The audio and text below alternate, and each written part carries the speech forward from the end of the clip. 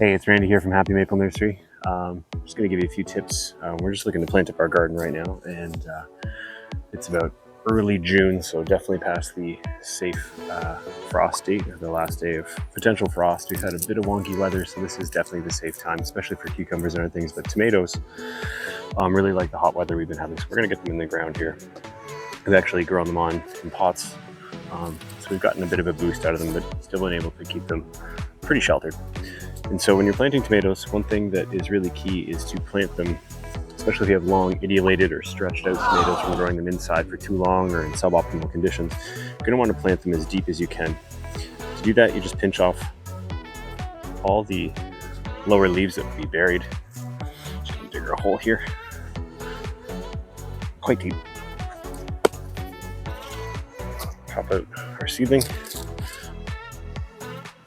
dig a hole fairly deep, and any leaves that would be buried, just pinch them off.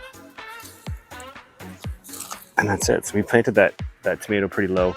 What will happen is you'll actually get adventitious roots growing out of the stalk, kind of wherever it needs to. So you actually have a stronger root base because of this, and a stronger plant, and hopefully more fruit. So that's it. Just plant those tomatoes as deep as you can, and we'll just continue along, and then we'll come and water these. And that'll be it. We'll train them up onto our trellis here and then continue to grow these out. And we'll show you another trick eventually, about maybe a couple months into the season, how we maximize this trellis. Some of these tomatoes want to get really tall, and there's a couple tricks you can do to really maximize the amount of tomato you get for a relatively small space. All right, take care.